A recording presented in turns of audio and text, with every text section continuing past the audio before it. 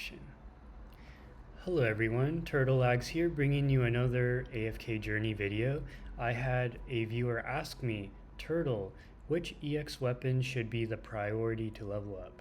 And today, that is the topic of this video. I'm going to go over the EX weapons of every single character in this game. I do own all of them at this point, with the exception of two of one Hypogen and one celestial character, but I do own the rest. So we'll go ahead and go over their EX weapons, and I will give you my honest opinion of what I think. And for the sake of this video, I think that we will say the best EX weapon to bring to level 10, because most people won't bring it to 15, or if they can, it'll only be like 1 or 2. But if I do see a standout level 15 weapon, I will mention it, although typically EX weapon level 15 tends to have diminishing returns. EX weapon level 10 is usually where you get the most bang for your buck. Alright, so what is an EX weapon?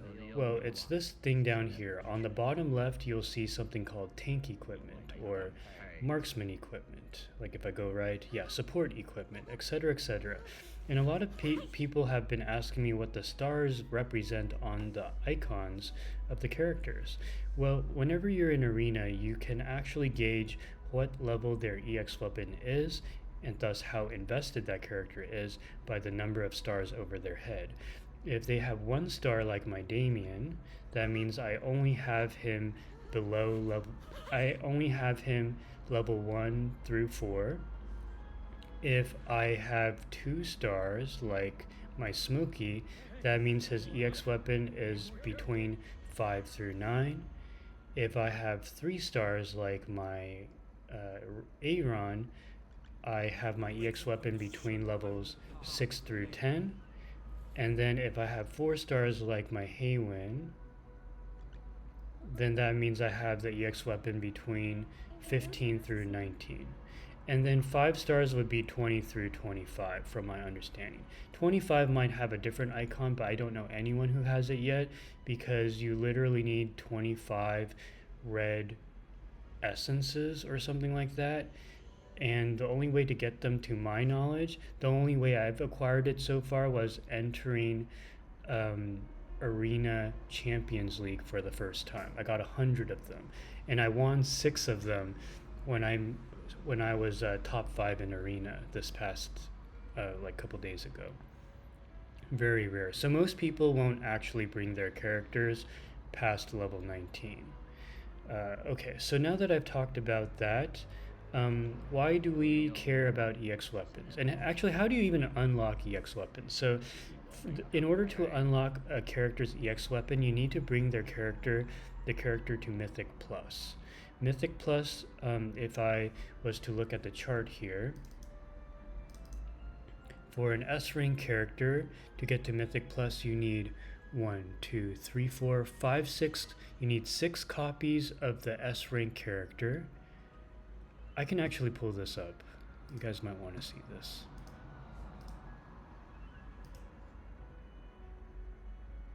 This is kind of important. Yeah, so here is a very useful chart that illustrates how much it costs to level up each character from Elite to Elite Plus, Epic to Epic Plus, Legendary to Legendary Plus, Mythic to Mythic Plus, Supreme to Supreme Plus. I'm sorry it's so tiny. I should have cropped it before recording this. But anyways, essentially, to get to Mythic Plus, you're going to need 6 copies of S heroes plus 150 acorns. For A tier heroes, you're going to need 3, 6, 10, 15, 23, 33, 45. You need 55 copies of an A rank character. Oh, I'm sorry, we're talking about Mythic Plus. 35. You need 35 A rank characters to bring an A rank character, A rank hero from Elite to Mythic Plus to unlock their EX weapon. Okay, so now that I've gone over that, now we can start talking about how to level up EX weapons. Next, So how do you level up an EX weapon? I'll go ahead and demonstrate this to you now. So the way you level up an EX weapon... Oh, I can't. But basically it's... You need these things, right? Oh my god, the bundle. You need this right here. Title Essences to bring characters from EX weapon level 0 to EX weapon level 0 to level 5. And then you need the orange ones. You need the orange ones, so I can go to... Let me find someone who needs orange. You need the orange ones to bring them from 5 through 10. So these orange ones are really valuable. Oh my god, these packs screaming at me, but I can't. I must resist.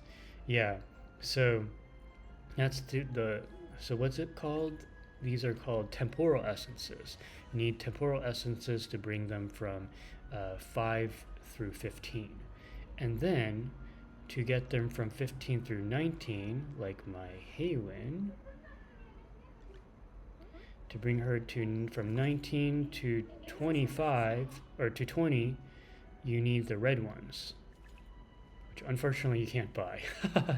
You need to earn them in arena, at least from what I understand so far. This brings them from 16 to 25. Very, very rare. I've only collected 100 of them, and I spent them all on Heyn, which I think is worth it because she's the goat. Stretch. Okay, Joji-san, I will stretch. Oh, okay, thank you. My beautiful viewers, they're redeeming gems on my Twitch channel to make sure that I don't plop to the ground from not taking good care of myself. Urez did remind me to hydrate earlier, so spending their channel points to keep their streamer alive, probably a good idea. In 2 weeks you'll be able to do the splits. Yep, that's right. We'll become the champion of stretching. Paragon, thank you so much for the follow. Appreciate you. So now that I've gone over how to unlock EX weapons, how to level up EX weapons, now let's talk about which EX weapons are worth leveling up. Now, we're going to go character by character in no particular order. Let's begin with Thoren. So the thing about Thoren is that for his EX weapon, at level 1, he signs a pact with an ally behind him, agreeing to take 50% damage for this ally until the battle ends. When Thoren is defeated, this ally sacrifices 85% of their current HP to save and heal Thoren by 150% of this portion of HP. After that, Thoren no longer takes damage for this ally. This is an incredibly powerful EX weapon that you have to unlock, and it only costs 10 title essences. And the reason for this is because this allows Thoren to take damage that his ally behind him is taking. He takes 50% of that, which improves the survivability of the person behind him. But also, when he dies, the ally behind him sacrifices 85% of the HP to revive your Thoren. So it's very synergistic. Typically, I have Thoren sign a pact with the healer behind him, such as Smokey or Heyn. Heyn's my favorite partner for Thoren. But yeah, very good weapon. And then as you level it up to level 5, 25% of the damage dealt by this ally heals Thoren when the pact exists. This is huge because whether your healer is damaging or maybe your damage dealer who's signed a pact with Thoren is, as your damage dealer does damage, Thoren will heal his HP by 25% of that damage dealt by that pact ally. And then at level 10 increases the healing amount that Thoren receives from the ally to 30%. Stretch. Okay, another stretch. Oh, okay, thank you. Getting oxygen back into me. Alright, and then at level 15, well, I guess we're not talking about 15. So how would I rate this? S being you must do it, bring to level 10, A being it would be very helpful. Kira, thank you so much for the follow, appreciate you. I would rank this as a solid S. And the reason for that is because if Thoren goes down, your party goes down. And on top of that, mind you, when you level up your EX weapon, it is another way to level up your character stats. Yeah, and it's not just HP, attack, and vitality. There's a whole bunch of stats that they gain just by, like if I click out of this, yeah, well, at the minimum, they gain HP, attack, and vitality. Vitality is what helps him heal better and apply shields better. Okay, so I would rank Thoren's EX weapon as an A. Next, let's go over Damien. So no particular, I'm just going over my main team first, I guess. So Damien's EX weapon basically, at level 1, when the toy chariot he summons activates a music halo, when it, the toy chariot activates music halo when it responds to emergency support. Emergency support for Damien is when he heals the ally with the least HP, which is usually the tank. That will proc the emergency support. The chariot will inspire non-summoned allies. So basically your allies within 2 tiles and increase their haste by 40 for 10 seconds. Haste is basically the speed at which you generate energy in order to cast your ultimates. So this is probably one of the fastest energy generators in the game.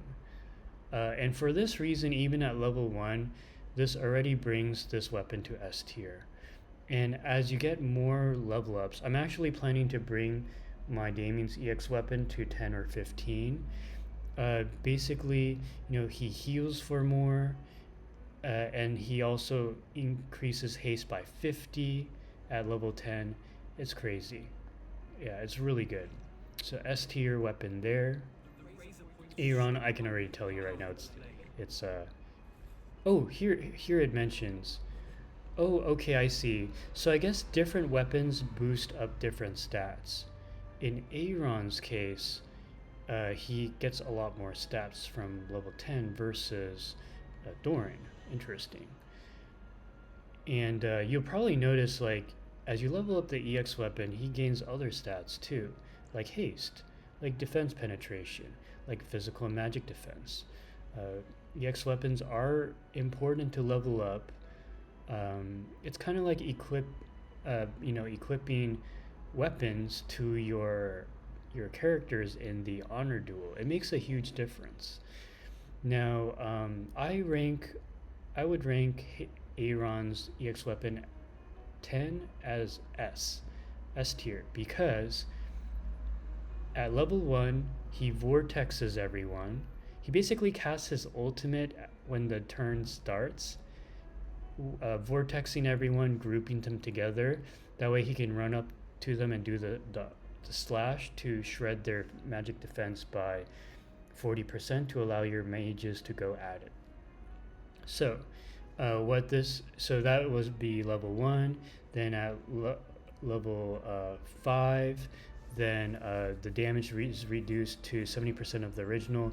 So the thing is, to balance things out, Aaron's initial ultimate at the start of the turn is cut by half the damage. The damage is cut by half. But when you get him to level 5, it cuts to 70% instead of 50%. So you do 20% more damage with the first ult at the start of the battle. But the most important thing is the level 10, because increases immobilized duration to 6 seconds. Prior to EX weapon level 10, it is 5 seconds.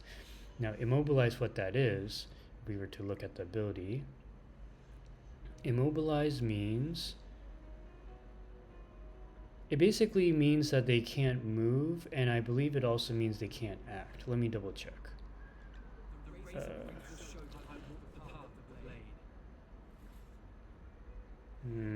Okay, I know they can't move. I don't know if they can also act. Probably, I don't know. Okay, so then moving on to Arden. So Arden's EX weapon, I can tell you right now, is an S rank again, because what happens is, well, first of all, you got to get his EX weapon up to level 1 at least, because at EX weapon level 1, he entangles all 5 enemies instead of 2, which is perfect for crowd control, because you want all 5 of the enemies to be rooted to the ground and unable to act as soon as Aaron groups them. So at level 1 you get insane value, but at level 2 his ultimate extends to a 3-tile range. 3-tile range, and then the duration of his entangled roots at level 10 increases from, I think, 2 seconds to 3 seconds. Let me double check.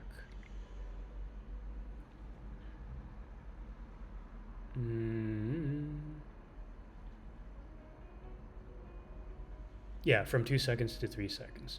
Okay, and then moving on to Carolina, and I can tell you S rank weapon again, very good.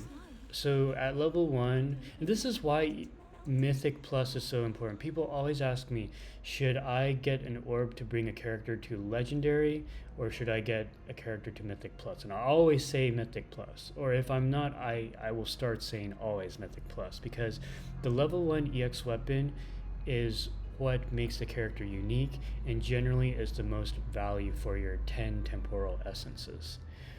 Yes, or I'm sorry, Tidal Essences. So when casting Snowball Witchery, which is the snowballs that rotate around her, which she shoots at the enemy, she permanently increases the damage of the snowballs by 10% up to 7 times. So it can be up to 70% damage until the end of the match. From the third cast of Snowball Witchery, and this is my favorite part, Carolina deals AoE damage to adjacent tiles. So you throw snowballs, the snow splashes and hits other enemies with newly produced snowballs, and reduces the enemy magic defense by 15% for 6 seconds. Now mind you, you're running Carolina typically in an Aaron team. Aaron at Supreme Plus shreds 55% magic defense. And if you bring your Carolina's EX weapon to EX weapon 10, she gets a 25% magic defense shred, which means in total you are combining for an 80% magic defense shred. And actually, if you swap Arden with Cassidy, Cassidy Supreme Plus gives 20% magic defense shred, so you can actually have 100% magic defense shred if you wanted to. It's kind of nuts. Yeah, so anyways, and it uses Snowball to attack the same controlled enemy hit by Carolina's normal attacks. Yeah, it just gets more and more ridiculous. And mind you, I'm trying to remember which ability it was. Yeah, the snowballs reduce the enemy's magic defense. Okay, so yeah, we knew that. Snowball Witchery also inflicts frostbite on the enemies. So it gets kind of crazy, because you're not only dealing more damage with the snowballs, but you're also applying frostbite stacks, which reduces their haste. And she also crits. Where is the haste part? Yeah, each stack of frostbite reduces the target's haste by 15 for 6 seconds up to 3 stacks. So you can reduce their haste by 45, which is, their ults are going to come up really slow. So that's an S rank. So far, they're in my main team. Of course, they're going to be all S ranks. And Heyn's weapon is going to be S rank as well. Ooh, I bought my last emote from the friend store. Congrats. Dude, that's awesome. That's amazing. You must have helped a ton of people. I only have 2 emotes from the store so far. Okay, so Heyn's EX weapon is an S rank as well, because she, at EX weapon level 1, she becomes unaffected for 6 seconds, immune to all control effects. When casting Prayer Rain, all allies take 30% less damage. So this is like a built-in Coco, which is kind of nuts. That's level 1. At level 5, it's also insane. She starts with 300 initial energy. So she is basically 30% of the way there to cast her ultimate, because you need 1,000 energy to cast her ultimate. She gets 300 energy right at the start of battle. All her allies' damage taken is reduced by 32%, when Rain Prayer takes effect. So even more damage mitigation, more worth. And then when you get to level 10, when Rain Prayer happens, she grants buffs from Revitalize, and all her allies' damage taken is reduced by 34%. So what is Revitalize? Revitalize is grants buff from Revitalize. Where's Revitalize? Oh, this one right here. When the current HP ratio is below 50%, grants them a healing bonus. Ah, okay. Okay. So, grants buffs from Revitalize. Okay, yeah, basically you heal more. Your heals heal more, essentially. Moving on to Cesia, let me see. So level 1, definitely worth, entangles the enemy with reinforced thorns, dealing damage, and they can't move or act for 4 seconds. Cesia absorbs physical and magic defense from the target, so level 1 is very important. And level 5 is alright. You absorb the enemy's vitality each time when stealing their stats, which means that they will heal less and they will shield less. Not the greatest. Increases the entangled target's damage taken per second by 70%, increases her DPS by 10%. So I would rank this as probably like an A. Cesia does hit hard, and she does summon Mr. Carlisle, who copies her stats. Yeah, so for this reason, and she can resummon Mr. Carlisle, so increasing her damage by even a little bit, you're basically increasing it for 2 characters. Yeah, and I think it's kind of interesting. She has a way to make herself more tanky, so I think that this is a good weapon, but maybe not as broken as some of the others. Moving on to Odie. Let's see. Odie immediately defeats poison enemies when their HP falls below a certain limit. And then when a poison enemy is defeated, the limit is increased by 0.5. It's okay. It's kind of like B tier in my opinion, because the main reason you play Odie is in the Dream Realm, and you're not going to benefit from this first clause, because once the Dream Realm boss is dead, the battle's over, so the buff won't matter. And then the limit is equal to 5.7 times the base damage. Odin's works against Igor though, right? Yes, that's right, Aegis, you are right. Okay, so his EX weapon level 10 is very good. I think it brings it up to an A or maybe an S, because he will own 600 initial energy. That is a lot of energy, because remember, you need 1,000 to cast your ult, and his ult, if we check here, fires a corrosive dart, dealing X amount of damage and dart poison. The poison target will receive 30% damage every second until defeated, cannot be dispelled. So this kind of gives you a head start on the enemy, them taking damage. So, very useful if you're trying to push a very high score. So I would give that an A. Okay, Rowan's is very good. So once per battle, after selling 3 health potions, Rowan places a super health potion that restores 60% of the allies' max HP and permanently increases their physical and magic defense by 30%. So that is really good. I mean, unfortunately, you can only do this once, and I'm not sure if you can kind of manipulate it so he always targets the same unit like a tank. But, boosting your party members, one of them, physical and magic defense by 30%, is kind of like a permanent Heyn buff, with the prayer rain. So pretty good. Health potion recovers more HP and increases the physical magic defense by 35% for every 1 fight in a battle. When Brodok, who I think is the guy on his shoulder, replenishes the health potion, it turns into a super health potion. Ooh. Okay, this is S rank, because before level 10, he can only do it once per battle, but now it's saying that Every one fight in the battle replenishes. Oh, actually, no, it's not as broken as I thought. Because every one fight, what does that mean? I don't know what that means. I don't know. Ambiguous wording there. I will leave it to question mark. I don't know. Okay, so Coco I know is S rank. Yeah, yeah, more levels, yes, yes. Should I level Coco EX weapon? Yes. Yeah, just yes. Because at level 1, after the damage recorded in full energy has been settled, all allies gain a shield for 7 seconds that can absorb damage equal to 15% of the total damage dealt by allies affected by full energy when it's active. This is really good because, you know, Coco is already insane in that her ultimate is able to provide 45% damage mitigation. But when you add a level 1 weapon that is able, and I can't believe I only have this, oh wait, no, I have a level 10, right, okay, oh, thank God. I was like, what the hell am I doing?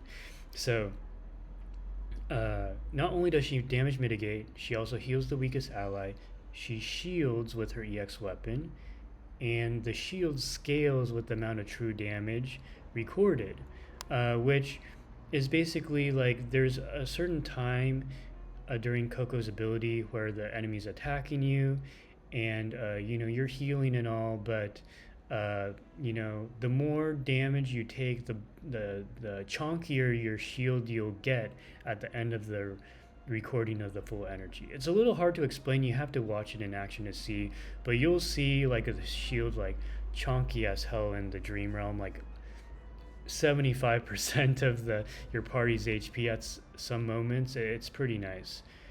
And then increases the shield value to 20% at level 5. Removes all allied heroes' control effects when casting full energy, gaining 20 resilience when the skill takes effect. So I think that's really cool. This is like a cleanser for your team. And resilience, there's so many different abilities. I forget what resilience is. Resilience is every point of resilience reduces the duration of most debuffs inflicted on the unit by 1%. Now, if this applies to that Dream Realm boss that applies silence to your party, or say like poison stacks to your party, whatever, this is this works, that's a really big deal. Okay, so oh my God, how long is this video? It's already 27 minutes and I've only gone over 9 characters. 10 characters. I don't know if I should continue, guys. Okay, I'll just kind of, I'll spend 30 seconds per character now. So, let me see. Bloody blah. Okay, movement, haste, restores before and okay, I would rank this as a solid A or S for Vala. Rainier, I know is going to be S. Because okay, so sorry, I shouldn't go that fast. So for Vala, the EX weapon is good. Sorry, because when so this is what makes her good. At level 1, when she defeats a marked target, she enters, basically she hides in the darkness, enters invisibility mode, can only be targeted by your other allies. After your other allies are defeated, increases her movement speed by 60%, haste by 80 for 10 seconds. And yeah, at level 10, restores 40% of her max HP after defeating an enemy. Very good skill right there. So that's S rank. And then Rainier, you know, so 200% damage to enemy knocks them down with dynamic balance, increases their damage taken by 25% till the battle ends. I love this. So, yeah, S rank, EX weapon, increases damage dealt, reduces the position switched allies' damage taken by 25% till the battle ends. I'm trying to bring this to level 10 right now. This is S rank. You increase the damage your opponent takes and you reduce the damage that your ally takes. This is so good. So good. Okay. So now moving on to Smokey. So I would rank Smokey's level 10. Enemies in skill range lose 14. I would rank it as an A. It's, I mean, so the EX weapon is what makes Smokey a DPS. Because anyone within the range of Smokey's aroma after the third upgrading effect loses 12% of their max HP per second for 10 seconds. And this is what people like myself use in the against the lone wolf or against any dream realm boss in order to cheese out more damage from my healer. So this is a very good skill. It's just that I don't know if level 10 is... Oh, level 10 is worth... Let me see. Enemy is stunned for 0.1 seconds while losing HP each time during the aroma enhancement. So that kind of helps with the survivability. So that's pretty good. I would rank that as a solid A or S. And then Granny, let's see. When she gets into the critical HP zone, her shield gets bigger. She increases her physical and magic defense by 50%, recovers 100% HP every second. The skill lasts 12 seconds and can be cast once every battle. And then she gains unaffected at level 10 while the skill takes effect. I think being unaffected is going to help with Granny's survivability. I do find that she tends to die a lot at high levels, even though I have her Supreme Plus and moderate and pretty well invested actually. So I think that level 10 might make it so that she survives even better, but yeah, I need to test it out to see. For now, let's do like a solid A for that weapon.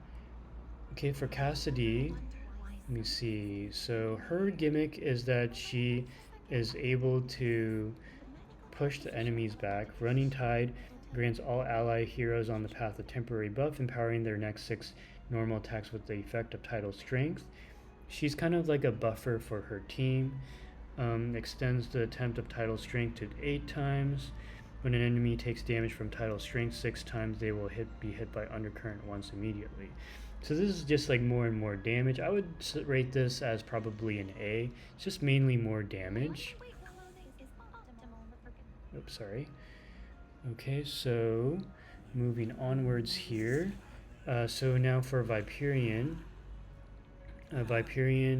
Let's see. He burns HP into a battle if his HP ratio is above 90%, dealing damage. Let me see. So this is like more damage, so I probably rank this as like not a very high priority, maybe like a B. And Igor reduces target's healing, gains 1 use of enhanced ghastly explosion for each Spectre Guardian. I would say like this is a B or A. It's like more damage. I'm looking for characters who can do more than just damage. Okay, permanently unaffected, restores HP 1% per 8 second under the status after casting Night Hard twice. Okay, so basically the higher level this does, the more healing she does for herself as she's running around after casting the ultimate the second time.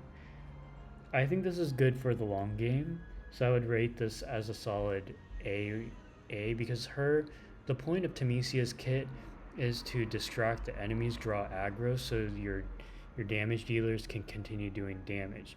And the longer Tamisia lasts, if she survives the whole match, that is a big deal. So I would rank this as a solid A. Okay, and then Corin. See here. So deals additional true damage, okay. And extra damage cannot exceed. So he's all about dealing true damage and increasing his attack speed and dealing additional true damage, which is very powerful.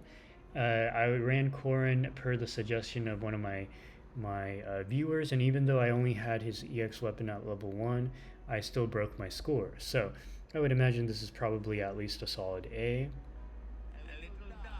Niru, he as a character you shouldn't even work on, so I'm not even gonna rank that. Merely, I would probably rate this, let me see. So her attack increases by 5% when other allies cast an ultimate up to 6 stacks. So she gets about 30% attack at max stacks. Her normal attacks deal true damage after reaching max stacks. And then gains the effect extra stack of battlefield learning when hyper focus takes effect, and then for 10 seconds. So this makes her even more of a DPS, and because she's one of the best DPSs in the game for Dream Realm, so I do think that this is probably S rank, even though it's more for damage, but because her as a character wants damage, so, and she does true damage, so I think this is very important. Okay, and then Krueger, I think at level 1 is all you need, because you really, let me see. Actually, this helps with his survivability, but I don't think this is really necessary unless you want him to stick around longer. And then for Shakir, he turns into like the lightning wolf. Let me see. Yeah, it's all about his wolf mechanic, and I don't really know if I can really comment on this. NPC Shakir is really tough, but I feel like my Shakir is kind of underwhelming, so I don't really have much experience to say whether his wolf form or not is really that helpful. Yeah, so let's move onwards here. Sylvina, let me see. Gains a shield that blocks up to, okay, so that helps. Shield value increases, and when a marked enemy is defeated, she frightens enemies within 2 tiles of the defeated enemy for 4 seconds while Blade Forward text is in effect. Man, there's so many characters with different abilities. Frightens the enemy. Frightens an enemy.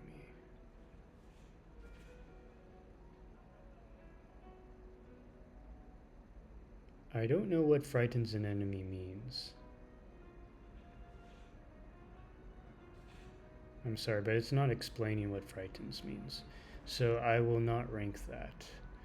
Let's see here. Okay, we're actually almost done. Okay, so Atalanta.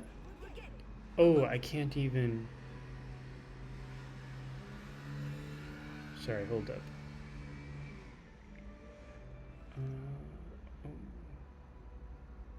Oh, I just saw something I've never seen before. Oh. Ooh, I've never seen this before. It shows what equipments. Okay, sorry, I got distracted. Okay, so Sweet Encounter can be cast 2 times in a row when a battle starts. Prioritizing different targets. Damage dealt by Sweet Encounter is increased by 6%. Damage ratio 8%. Steals attack and physical defense from the target every time she hits. Okay, so this EX weapon level 10, if you have a Vala, is S rank, because Vala is physical and she needs easier KOs, and Atalanta allows that by stealing the physical defense and also the attack of the target every time she hits her main target with Sweet Encounter, which is, I think, this ability. Yeah. So I do think it's either an A or an S for that weapon there. And then for Leica, summons Meteor, deals physical damage, more physical damage, and then shoots to attack targets with shields. This is not a very good ability. And then Brutus. Let's see. So cleaves with all his might. With him, okay, deals physical damage. Okay. Deals more physical damage. Removes the cooldown limit for the skill. And casts the skill for every 10 physical damage. This one I can't really comment on. It's just more damage essentially. Don't know how broken that could be. And then for Brian, okay, stuns them for 33 seconds. when Brian is being controlled or receives damage exceeding 15% of his max HP. Okay. So, and then when Brian takes a fatal blow for the first time, consumes all energy to block the fatal damage, restores HP to him. So I think if you're actually running Brian on your main team, which not many people do, then this would help with the survivability. He's kind of like Igor in that regard. Counterattack damage increased to 400%. I'm going to be honest, I don't really recommend Brian as a character you build. The other 3 S-rank welders are a higher priority.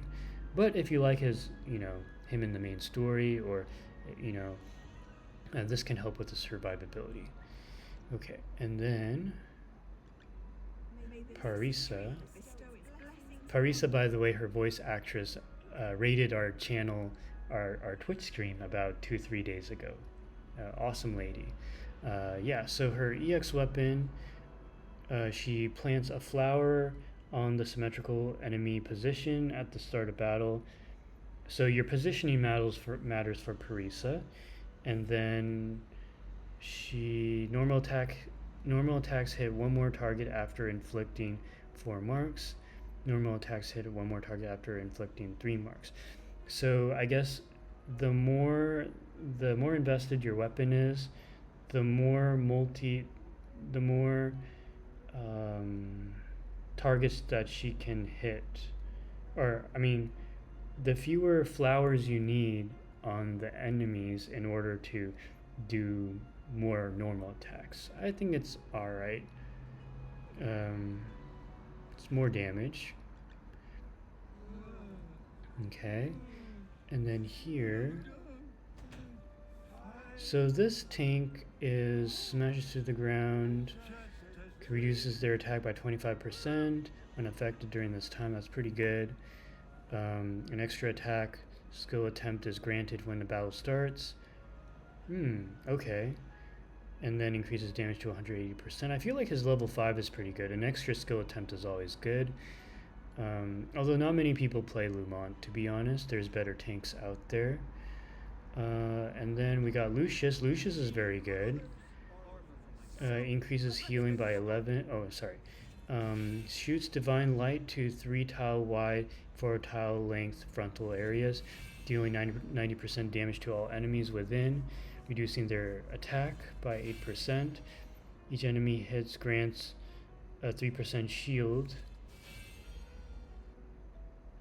And then reduces and targets attack. So I think this is probably a solid A rank, maybe an S if you have him as a primary tank, because you really do want to reduce their damage to you, and you really do want to have tankier shields to survive. So I think this is a solid A at the very minimum. Okay, and then Anandra. So Anandra is very good. So EX weapon, which I should probably unlock. Oh, I need more copies of her. Okay. So Anandra rushes next to the guarded ally when their HP ratio drops below 50% for the first time, reduces their damage taken by 40% for 10 seconds. Very good. Yeah, so she's the ultimate tanker because she draws aggro, she applies shields to the weakest ally, and she also rushes to guard an ally dropping below 50%, reducing their damage taken by 40% for 10 seconds. Very good. And then rushes next to the guarded, recovering their HP at level 5, rushes to the next guard and reduces their damage taken by 50%. So I do think actually that this is probably an S-ranked EX weapon. Okay, and a lot of people ask me about Rice almost every day. So Mythic Plus gains movement speed when he reaches max speed 5 seconds in battle. He loads blast ammo, which I think is loads shock ammo. There's a shock ammo, blast ammo. Oh, allowing his normal attacks to deal 180% damage to the target, causing splash damage to enemies within a 1 tile arc. Okay. So it's all about, blast ammo, increasing blast ammo damage, and more splash damage. So it's all about damage. So I would say this is probably like an A or a B. Okay, and then let me see. And then the rest aren't really characters you should build, so I'm not going to talk about them. And then we have Scarlita. So Scarlita's EX weapon deals true damage if there are at least four surviving non-summoned allies other than herself on the battlefield. Deals true damage if at least 3 surviving. And then level 3, skills knockback with non-boss enemies with HP lower than 180%, HP ratio below 20% of the battlefield. Ooh. The enemy sent out of the combat this way cannot return and is considered defeated. Yo, that's kind of nuts. They can't return to the battlefield when their HP is lower than 180% of it, and HP ratio below 20. Ah. So this is kind of like the Annihilate ability. Wow, that's powerful. Okay guys, so that wraps it up for this video. It was 45 minutes and I think my chat is snoring from this monka. You guys were the ones who asked me to film this or to talk about this. So anyways, if you enjoy content like this, please drop a like, comment, and subscribe. And I'm going to get back to the game. I'll see you guys later. Bye-bye.